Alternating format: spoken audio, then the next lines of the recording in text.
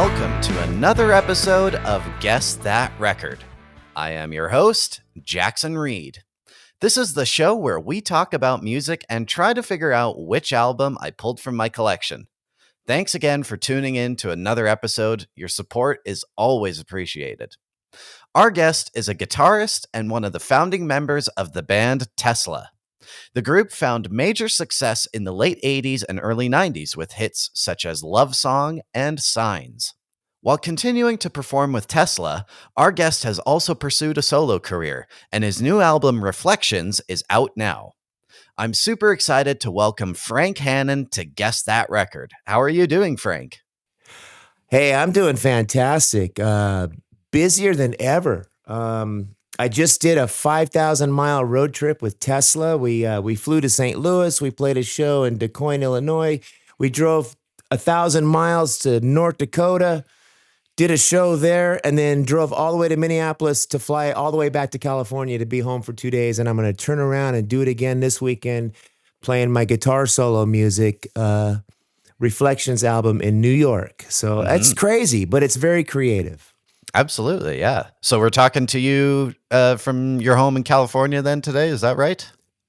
Yes, sir. This is my home in Northern California. I live up in the foothills outside of Sacramento, kind of where the gold rush happened in 1849. It's like kind of an Old West vibe up here. Yeah. Which is the reason why my new guitar music really reflects that sound. I've been asked, why does your new music have that cowboy sound? Well, because I live in cowboy country up here in the foothills. Yeah, for sure. I've been to California a bunch, but I haven't been north of LA yet. So I would love to get out there one day for sure. Yeah, well, north of LA, you got to do it. It's a totally different feeling as far as the environment and the countryside. The mountains up here, the Sierra Mountains, are gorgeous, and the rivers and Lake Tahoe, South Lake Tahoe, is about 30 minutes from us, and it's a really pretty part of the state. For sure, yeah. And, it was great to get this interview set up. I'm a fellow guitarist as well, so it's great to be chatting with you. I'm sorry, there. Man. Just kidding. Oh, good. And it's a curse and a blessing at the same time. Guitar is such an awesome gift to have when you're a guitar player, because you can escape and you can learn stuff. You never stop learning. But Les Paul even said himself, one of his famous quotes is, "It will always baffle you. You'll never figure it out." Mm-hmm. So it can drive us nuts. Yeah, for sure. And, it was also like fun preparing for this interview, because I will admit, like, I had never really done much of a deep dive into Tesla before. So it was kind of fun to check out the songs. And I think it's interesting because when you look at that era, Motley Crue, Def Leppard, Poison, I feel like you guys, even though you maybe fit with those groups, you stand out. You're not quite like that. And, a good example, of course, is the big hit Love Song. And I wanted to ask, because when I really listened to that song, I was like very impressed by how many guitars are on that song. Like, it's so layered. So how did you kind of arrange that and put that all together? Gosh, well, thanks for asking and hearing all those layers. You're right. It has 12-string electric that I'm running through a Leslie organ speaker to create that moody effect. It starts with an acoustic little piece that I recorded at home and mailed it to the studio, and they put it on there. They added it. So yes, it takes you on a musical journey. But we were influenced a lot by 70s music, Led Zeppelin, the Stones, and the Beatles. And if you listen to the Stones, like Wild Horses or Angie, they always incorporated that moody acoustic layer. And when I was a kid, I wrote that song when I was about 17 on the music part of it, and our singer wrote the lyrics to the music that I had created on a 4-track. And one of my favorite things to do was experimenting with a cassette tape 4-track, overdubbing acoustic and electrics together and creating that kind of layering thing, mixing the two styles together, which was something that Jimmy Page did and Keith Richards and Peter Frampton. All my guitar heroes did that when you listen to those early records. And so I just incorporated that influence and made it kind of my own with that song. And it still works today when we play live. I do an acoustic solo intro and then I put on the double neck and run it through a little warbly Leslie sound. And 40 years later, it's still getting people excited in concert. So I'm very grateful for that. Yeah. And, of course, it was like a top 10 hit, one of the biggest hits for the band. Was that like, kind of like, wow, like this is so cool to get to experience a hit song like that? Most definitely, because we weren't really an overnight success. We didn't have a one-hit blasting thing. We built our momentum up on our first album, touring and opening for just about everybody: Alice Cooper, David Lee Roth, Def Leppard, Poison. So by the time our second album came, uh, it was really rewarding to have a song be a hit like Love Song, which was actually not picked by the record company. They didn't like the song. It didn't sound like a hit to them because it was so different with the layering and the arrangement. It wasn't your standard verse, chorus, boom, boom, boom, pop sounding hit. So the record company actually didn't want to release that song, but we fought for it. And it seemed to touch a nerve with our fan base and with people at that time. Um, Part of it is like I had said earlier, we're from Northern California, kind of up in the woods, and we were never forced to move to LA and be part of a glam scene. So our music always had kind of more of an organic feel to it. And that song in particular, when it became a hit, we were like, yes, yes, we stood our ground and it worked. We Yeah. fought the powers to be to actually put that song out. Yeah. It's a great point you make there, because I sort of thought the same thing, that it's like, not necessarily, like a typical structure with your, big chorus that everyone can sing along to and that sort of thing. So it definitely, I think it definitely means a lot more when you can have a hit single where it's something and you're doing it your way, basically. Yeah, thank you. Yeah, the big chorus comes in at the very end, but it builds up slowly to that.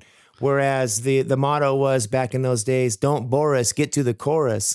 There was a formula for writing a hit song back in the '80s, and they tried to push that on us, and we did use that formula on some of our other songs. But with Love Song, we stayed away from that, and we really wanted it to be different, starting with an acoustic thing and then building up and telling a story. And what's funny about that song is lyrically, it's about a breakup, and coming from the point of view of the singer. The guy is singing to a friend and consoling her about a breakup.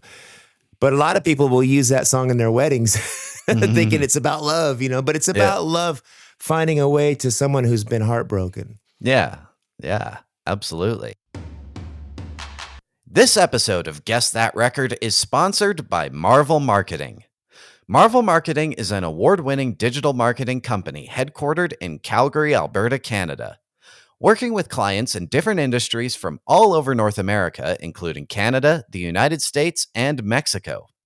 Marvel Marketing services include website design and development, website maintenance, search engine optimization, public relations services, and social media management, amongst others.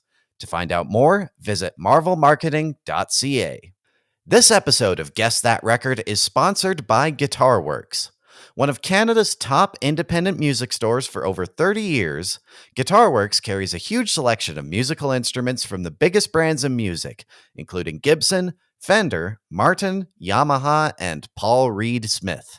Visit any of their 2 Calgary locations or shop online at guitarworks.ca and join the Guitar Perks program to earn money back with every purchase. Guitarworks, your total guitar store. This episode of Guess That Record is also sponsored by Recordland, home to the largest selection of music in Canada. Buy, sell, and trade tapes, CDs, and vinyl. Located in Calgary's Inglewood neighborhood on 9th Avenue Southeast, visit them in person or on Instagram at Recordland Calgary.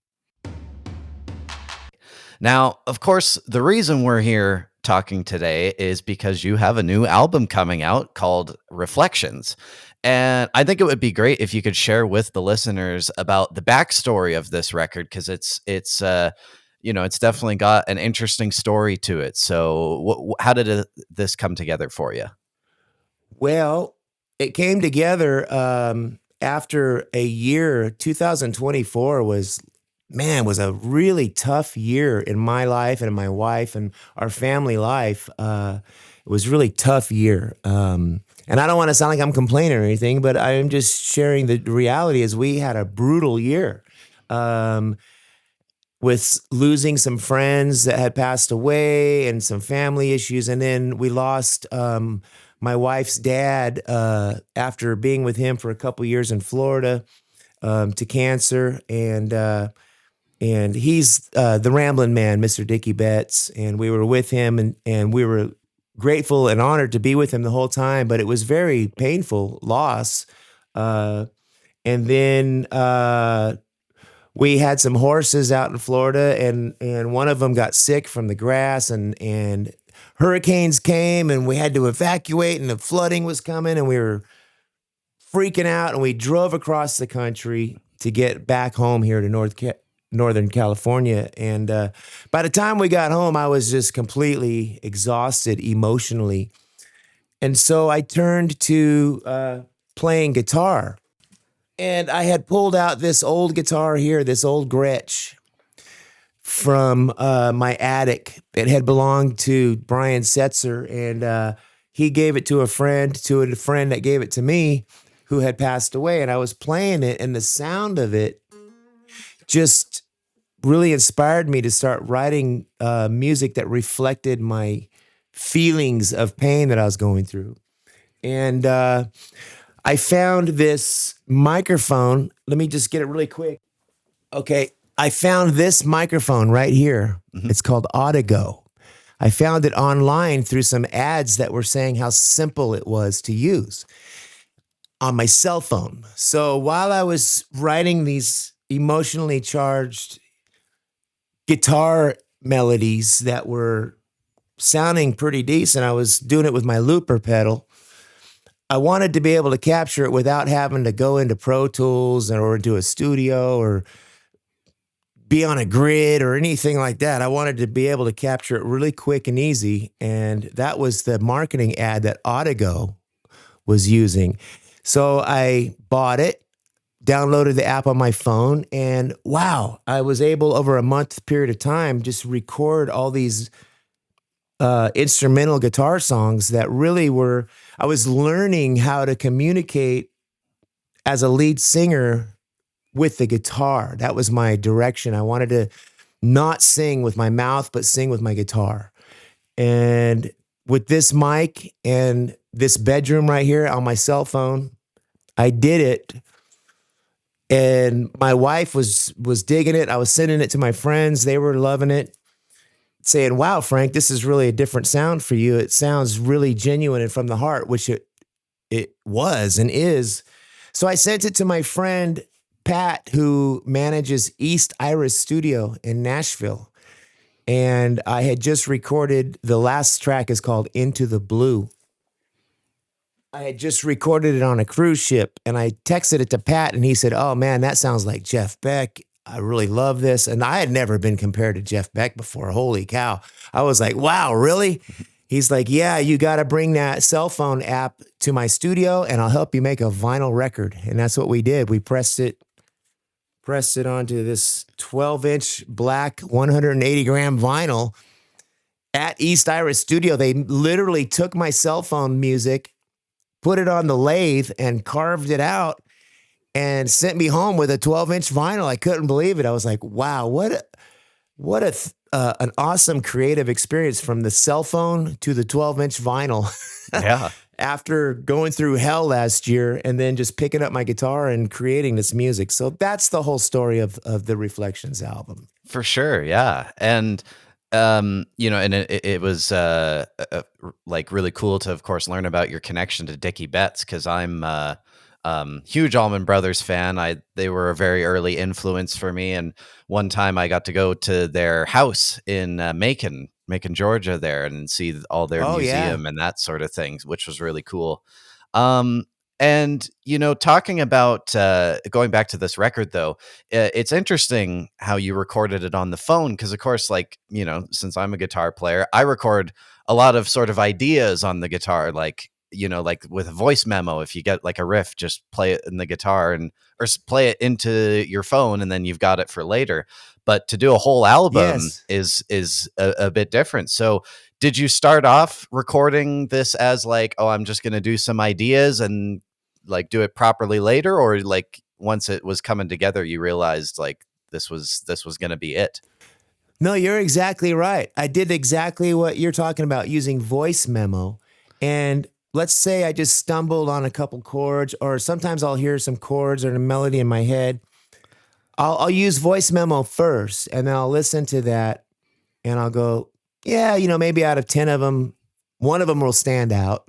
And then I'll say, I'm going to readdress that one. And then I'll play it a little more. And then with this app, I just would go. Now I went to Audigo, because Audigo, you can make video as well, and you can kind of edit it together, and you can overdub with the Audigo system.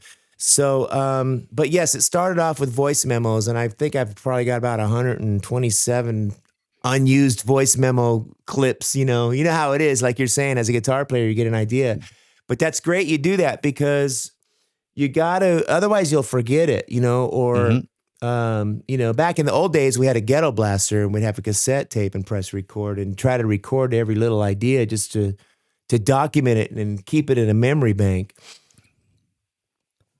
But I wasn't planning on making a record until about 6 songs into it, and it was all just flowing, and it was coming together. And with the support of my wife and her grieving the loss of her dad, and she's got great ears because she grew up uh, around music her whole life, obviously, and I trust her judgment on my guitar playing, and she was responding to the moods and the melodies I was creating. And so when she would respond to something, I would go to voice memo and just do a quick version of it.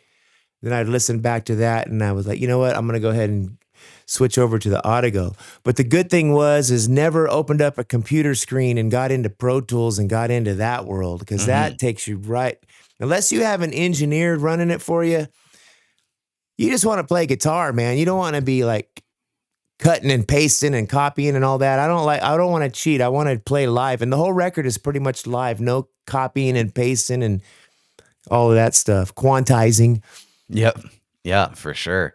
And like, there is like layers to the songs. You've got some bass, you've got multiple guitars. So did you just kind of do it all one at a time when you were recording? What was the way you sort of approached the tracks? Yes. I had a looper pedal, and that really helps because you can record a rhythm track with the looper, and then you can write a guitar melody on top of it. And I put the Audigo mic in front of my little Fender Deluxe. You can't see it, but it's a little Fender combo amp right over here. And I used that amp to record the bass and the electric rhythms and the leads, everything, just one right after another. I just left it set up, and just I would start with the looper pedal, and then I would listen back to that, and then I would go into the Audigo. I would add a track. I'd strum acoustic with it to add that acoustic element to it. And then I would add a bass immediately, one after another, just while I'm in the zone for the song. Don't waste time, don't take a break. And literally every song probably was recorded within 30 minutes, because once you get into that zone of creating a layer and just, okay, now I'm going to add the bass, boom, add the bass to it. And sometimes it might be too busy, so I'll go, okay, let me try that again. I'm going to play it simpler, and I'll play the bass a little more simple, because bass is a whole different thing than guitar. You have to really just lay a foundation with it. So it takes a little listening. The key to everything is listening to what you're doing. And that was something that Dickie Betts told me years ago is, the biggest mistake that I've found with all the guitar players I've played with, this is him talking, is most of them don't actually listen to what they're doing because we get caught up mostly in the licks and how technically can we shred, and we lose the fact that we got ears and we should really listen to what's happening. And I feel very grateful. I really got to spend time with Dickie over 24 years. Christy and I have been married, and growing up on the West Coast, I didn't grow up as a teenager a huge Allman Brothers fan. Really, I mean, West Coast, we were more into Van Halen and Randy Rhoads and I was more into Creedence Clearwater Revival and all the San Francisco music. But then after I met Dickie and we spent time together, and I really became more of a fan of the man himself. I love his guitar playing and his songwriting, don't get me wrong. But just listening to his wisdom and some of the funny insights on wisdom of surviving this music business, that he shared with me when we were sitting around talking, those are things that I'll keep in my heart forever. Absolutely, yeah. And the one thing with this record that I kind of thought was interesting was, in a way, it's kind of the same sort of family as a record like Bruce Springsteen's Nebraska, or even like, the really early blues music like Robert Johnson, where like, they would record in like hotel rooms and stuff like that. And Yes, sir. the difference is, like with this, of course, is that this is instrumental, which I think is kind of a unique angle to this sort of style of recording. Is that like a connection you sort of made when making this, or not? Um, more after the fact now, looking at it and listening to it, and when it gets compared to what you're talking about, thank you very much. I'm very grateful that you would even put me in the same, or put this album in that same category or league. At the time, I wasn't making any connections other than just wanting to play my guitar and listen and feel and try to create some song ideas that I'm going to be proud of. There's a thing that I've kind of adapted in my life is play it like it's the last thing you're going to play. That what you're going to leave behind. Or the other side of that is that when you're in the studio and if you're having trouble recording something and you're overthinking it, you know what? Stop. Okay, I'm going to play it now like this is the last chance I'm ever going to have to play it.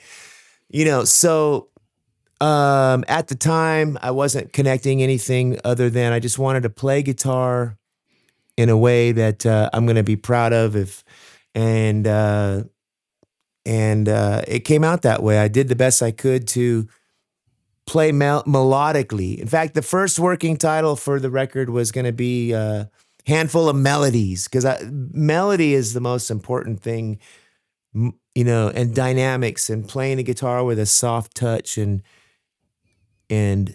not just burning up the fretboard, but creating a something that you can listen to a few times and hear something different every time you hear it. Yeah, yeah, for sure. And then you mentioned it at the beginning of the interview, of course, but you've got some live shows coming up. I actually saw that one of them is going to be at Daryl's house, and I thought that was cool because we had Jonathan Wolfson on the podcast, who's Daryl Hall's manager and his right hand man with all of the Daryl House stuff. So that was pretty Oh, cool to great. see. And shout out to Jonathan. And so yeah, how do you plan to present this music in a live context?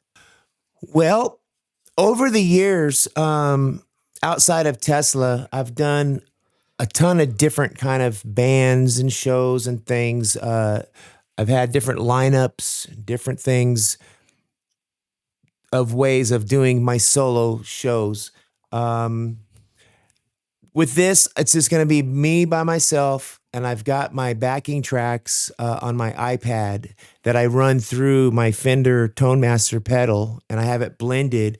And I've actually re-recorded some of this stuff so it has more of a live feel, and I'm just going to play along with that. I've done a lot of solo shows acoustically by myself in the past where I've just been me by myself, like the Lone Ranger up there.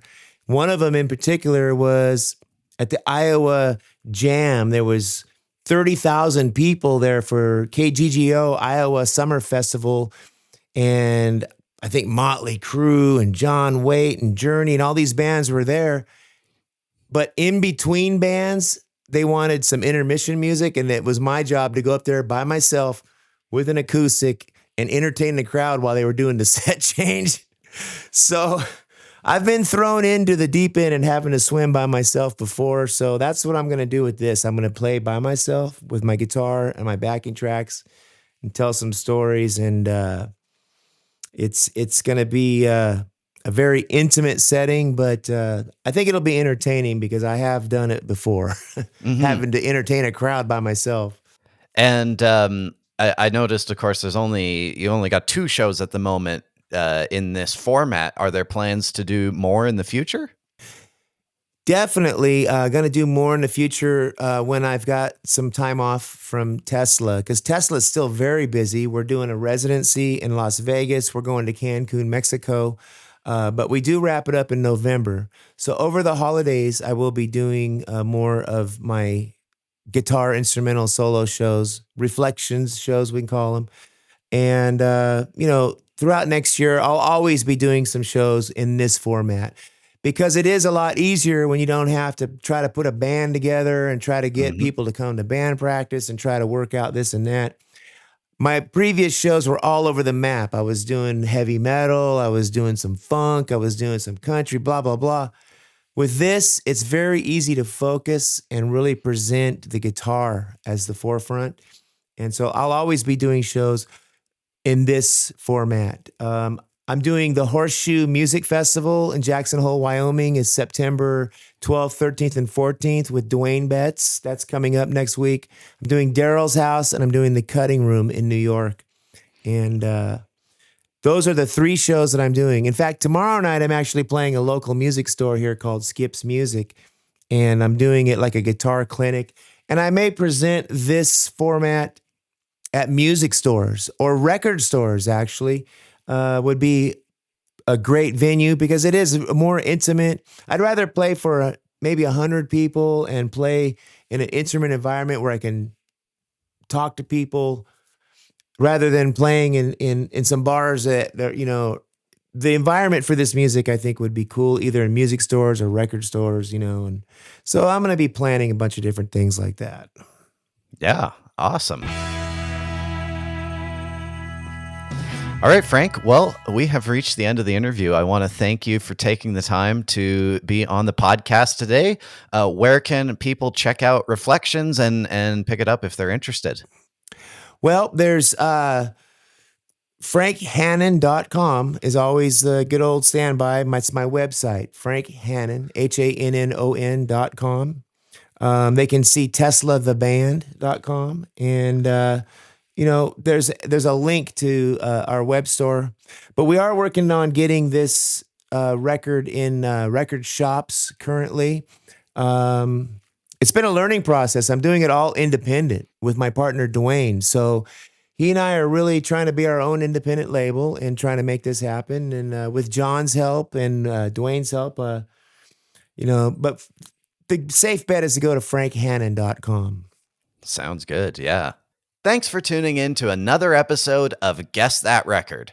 Make sure to leave a 5-star review wherever you listen and tell your friends to check us out.